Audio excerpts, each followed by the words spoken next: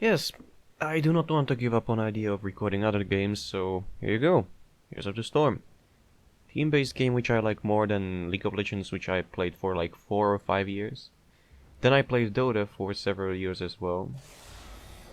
But in here it's much more focused on the team aspect. You don't collect any gold, and experience is shared. So if your team gathers enough experience for level 2, then everyone, including the supports, which usually don't have much experience, go to level 2.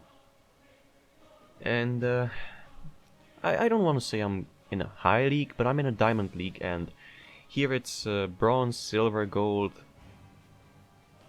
platinum, diamond, I think, and then it's master and grandmaster. So I'm not far from entering the really high league, but it all depends on the teammates and picks, because once again this is a team-based game. So as in as in most MOBA games, you have in the ranked system, you have the phase where teams take turns on banning heroes. You can ban up to 2 heroes, and then the teams continue to pick heroes. So like our team maybe be the one that'll pick first 2 heroes, then the opposing team gets to pick 1. Then we get to pick 1, then they get to pick 2, and etc, etc. It's not necessarily as I just described it, but that's how it works. Like, you ban 2 heroes for each side, and then you go ahead and play. Who's banning? They are. Doesn't seem like they want to ban anything. There we go. So now, because this hero is banned, and it's a new and annoying hero, our teammate, but also the enemy, cannot play that hero. So it's a ban for both sides. Not one side, as I said earlier. It's a ban for both sides. Now, judging by bans of the enemy, you can guess what hero are they trying to pull through. Meaning, this hero is quite good at dealing damage generally, so by banning it, they don't want us to deal too much damage, right? I mean, there are too many heroes that deal a lot of damage to ban, but this one is currently the most annoying one, since it's not as balanced, even though it was on PTR, which is essentially a test run to see if the hero is too overpowered or if it's too weak, etc, etc. They usually balance the heroes they release a short while after they release them, but Zarya wasn't hit by the balance hammer just yet. So, the thing is, here in Heroes of the Storm, in the Hero League, you cannot play this game if your attitude, if your approach to the game is, hey, I want to play assassins, and I want to play assassins only, so fuck off everyone who tells me to play a support or a tank. Oh my god, I hate that so much. No. If that is not the type of game, if you are that type of person, then please, I don't know what to say, because in this game you have to pick what the team needs. This is not a game where you collect gold, no, only experience, team fights and map events. So this is strongly team focused game, and that's the last I'll say. Another thing I said is map events. Yeah, every map has events that usually require both teams to fight each other, right? I say usually because there are events that don't require, but there are some that do require you to actually gather your team and go fight the enemy team in order to gain the event bonus. And events are pretty game decisive, because we are currently on Dragon Spire, and this map has shrines that, like 5 minutes into the game, they activate, and the team that captures them both can release a dragon. Like one of their players, you see one of us 5, can go up to a shrine that's in the middle after we captured 2 shrines on the edges of the map, and one of our players can turn into a Dragon Knight and deal immense damage to structures. And he gets a few abilities as well, but you see the point. There are other maps. There's also those few new StarCraft maps. There's a Warhead Junction, where you have to fight over control of spawn points for nukes, and then you call down those nukes on the enemy, either heroes or bases. You basically bomb the hell out of them. Right, so what do we need? me go ahead and ask, actually. I can play all all 4 roles, but I have quite a few favorites.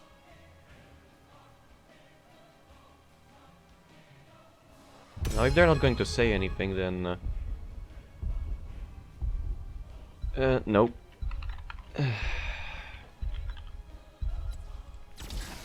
Nope.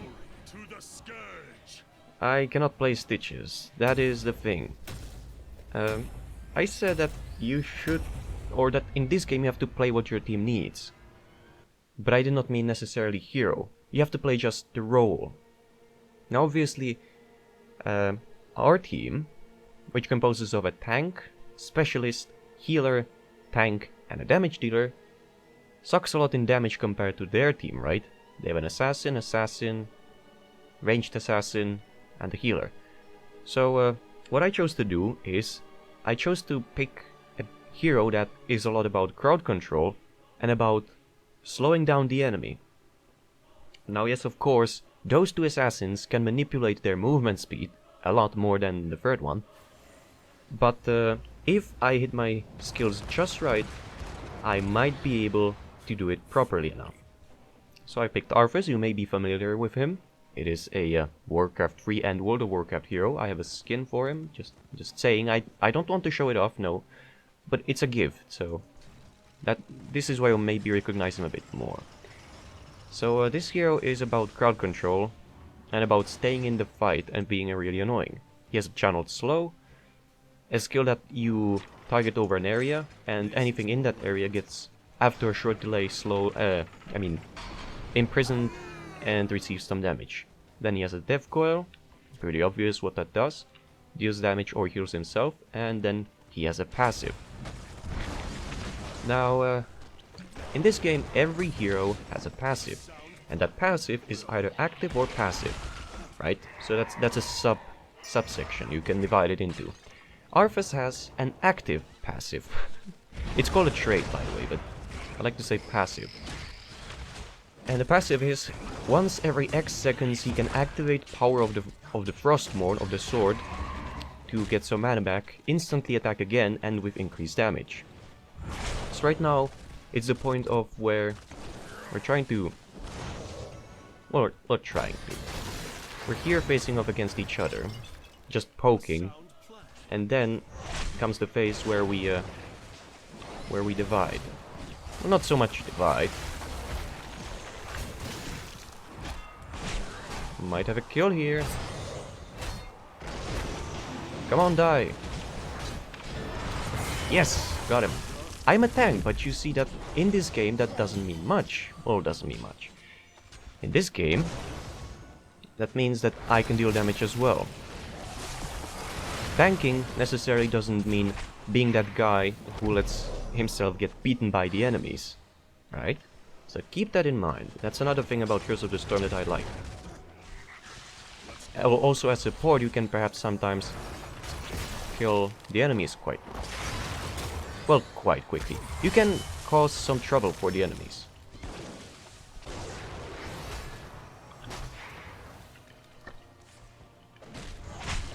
I want to stick around the mid lane because this assassin is clearly not paying attention to his surroundings, and I just missed that. If I hit that, he would have been dead by now. Alright, there's a second enemy which showed up. They seem they want to jump onto our support, but oh hey, I'm still here. Don't forget about me. The thing is, Arthas consumes a lot of mana for his abilities. I would say that even more than some assassins, but that's only my opinion. And yes, I was too busy talking, so I did not get the objective. There it is. We have bow shrines, so that means that the knight is ours, and he's quite effective at sieging. That's what you want to mainly use him for. So Arthas uses a lot more mana, which is why he has the power to reuse Frostmourne every X seconds, because he gets mana back for using it. So that's that.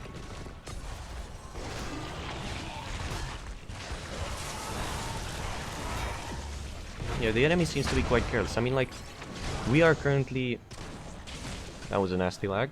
We are currently losing top lane because of Sergeant Hammer, who is a ranged specialist, but later in the game she is a ranged assassin.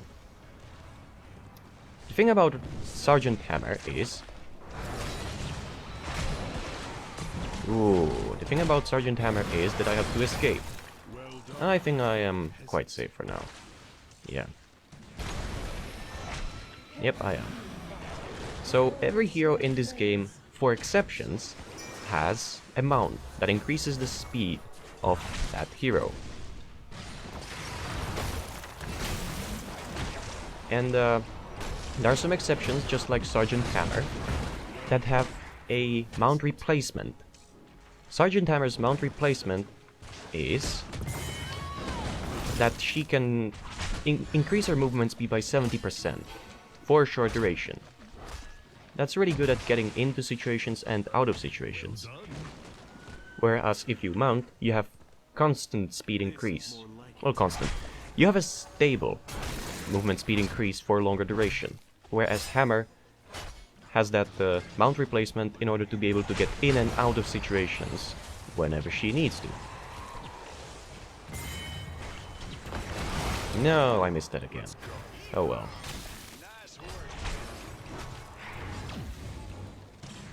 I think I might want to visit top again. You see, every hero in this game that has stun, and there are not that many of them, is very powerful. A stun or immobilization skill. Because many of heroes in this game are created in a way that they can deal damage, but they need time to deal it. Even assassins need some bit of time to deal damage. They can't kill you, like in League of Legends, just within, I don't know, 2 seconds.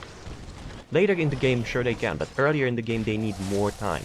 So having someone who can set up situations where they keep slowing the enemy or stun them or keep them in a place, those heroes are very effective. And now you see the enemy is holding both shrines. You can see the status of those shrines in the lower right corner. So now we need to capture this shrine, or at least neutralize it, so that the enemy cannot trigger the event.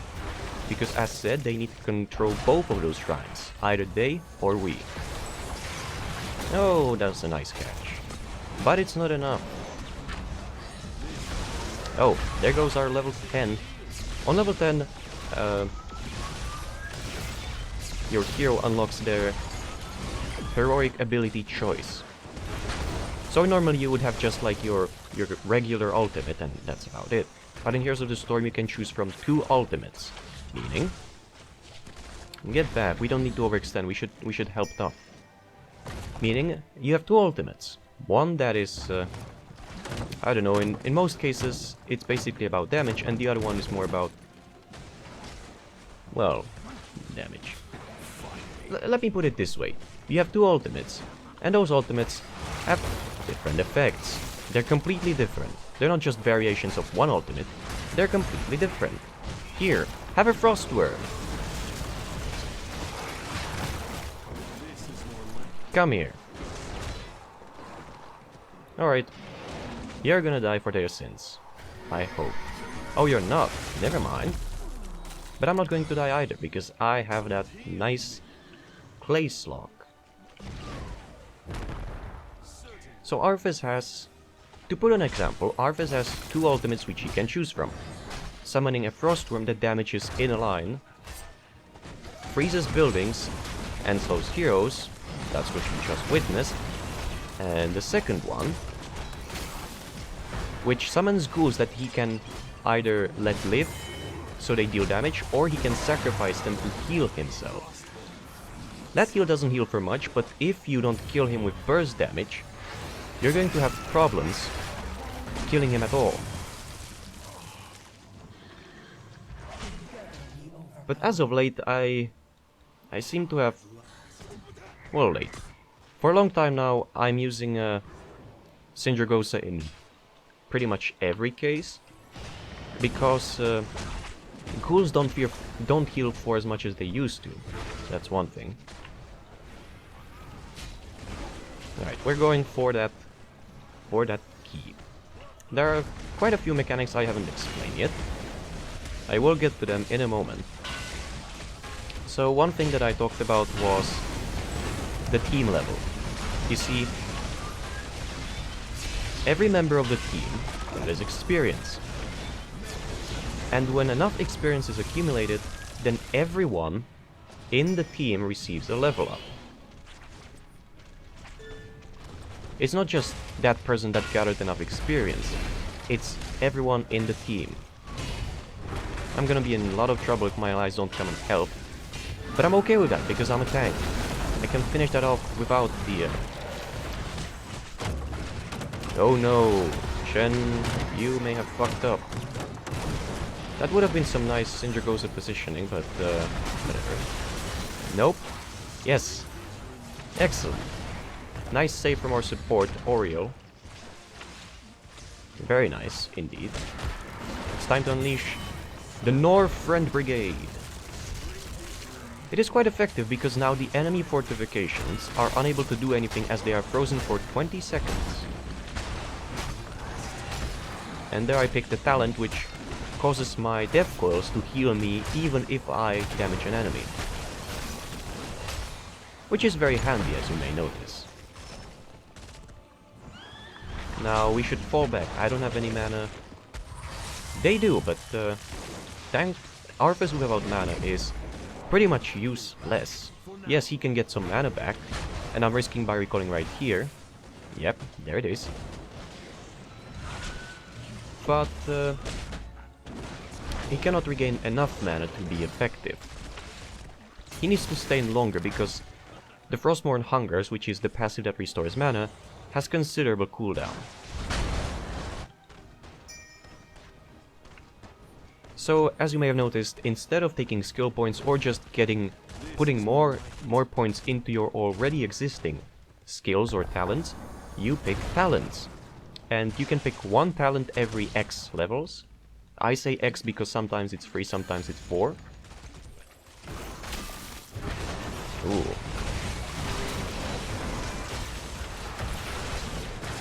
Let me go ahead and concentrate before I talk further. This hammer is so bad, overstaying her welcome. Ah, Malfurion and this... Oh well. So, the thing why Heroes of the Storm are well... okay, let me talk about the skill system. So every X levels, you see that next skill that we're going to unlock will be at level 16, which we already have. I just didn't pick it, and the next one is at 20. In Heroes of the Storm, you can per every level choose between an X amount of skill points, or well, talents. And those talents vary a lot. Some of them buff up skills, some of them add completely new mechanics to your skills, etc, etc. Now that was a nice push, but I should be focusing powers, not damn buildings. I will get further into explaining that later, once I actually won't be focus. Come on, we can get in.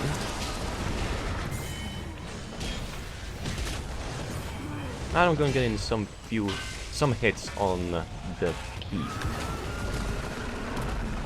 And I'm feeling quite confident, so I'm going to use the Sindragosa just to help us finish this off quite quickly.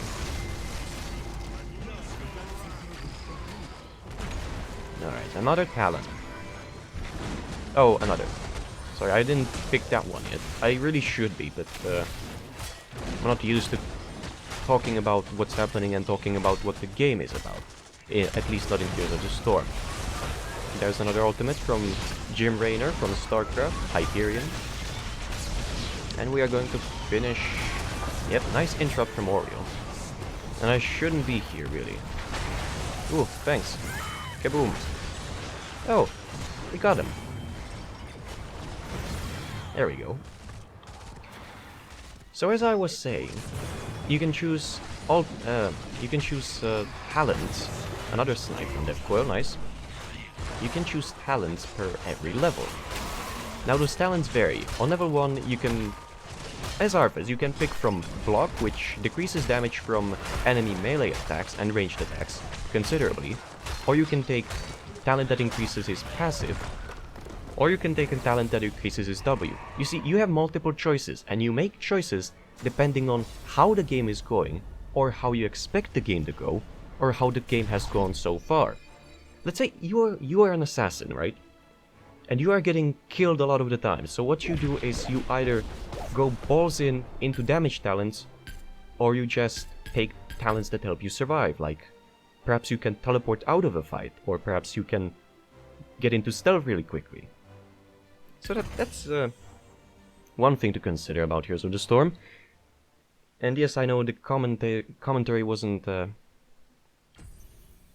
as perhaps as what's the word? As pleasing as it should be, or perhaps as concentrated as it should be, but I tried my best. So here you go, live commentary game. Hope you enjoyed. I hope to do more of those next time, and I'll see you later.